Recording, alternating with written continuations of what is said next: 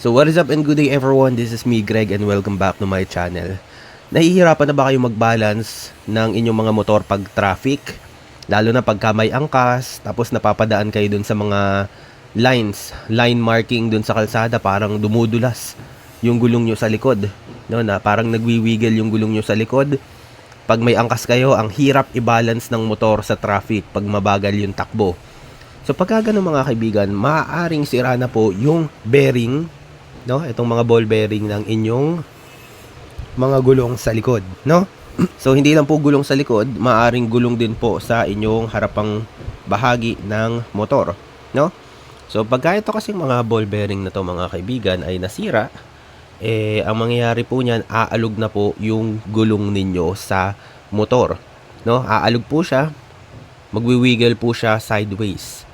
Kaya naman mahihirapan po kayong mag-balance. Kung napapansin nyo, pagka mabagal kayo, sobrang hirap niya mag-balance ng motor nyo.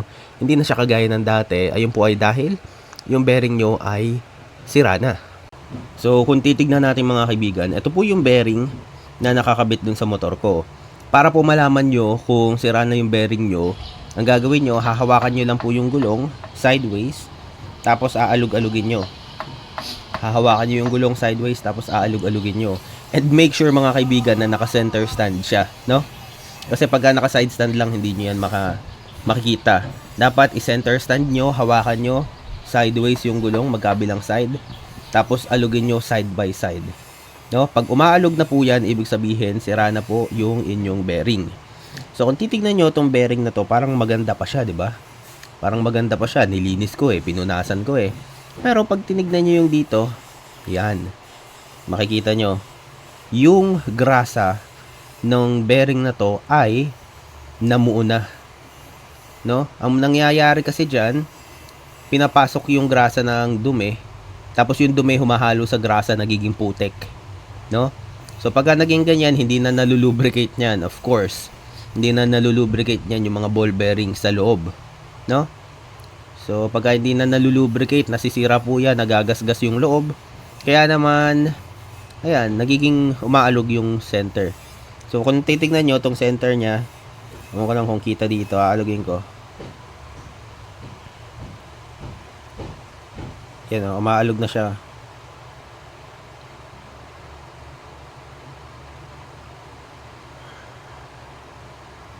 Yan, may alog na siya, diba? Ang laki na ng alog nya. So maaari niyang alog na po yan mga kaibigan.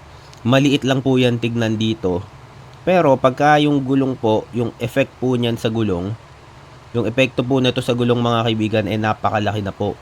Yung epekto nito sa stability ng inyong mga motor, napakalaki po.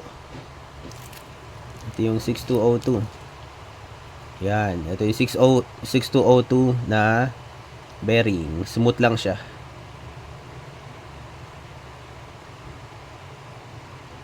Yan, smooth lang. 6202 na bearing, smooth lang.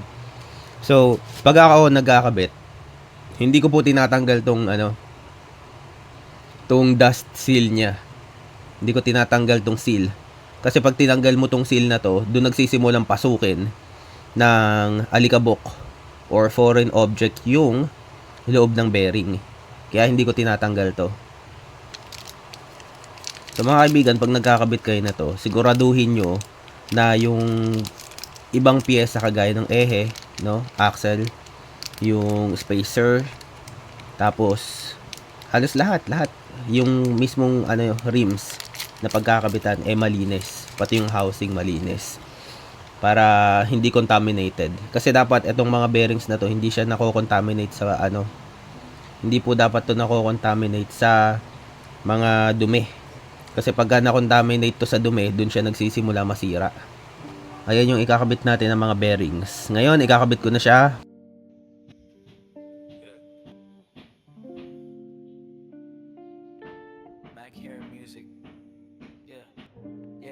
Sa bawat bagsak, bumabangon muli.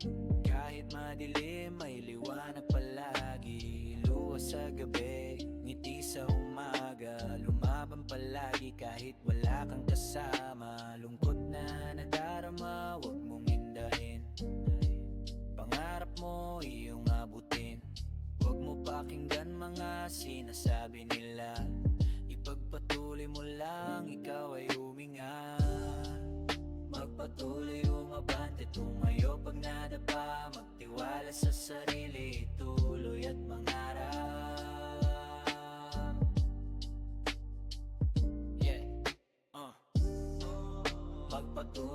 umabante, tumayo pag nadapa. Magtiwala sa sarili, tuloy at pangarap.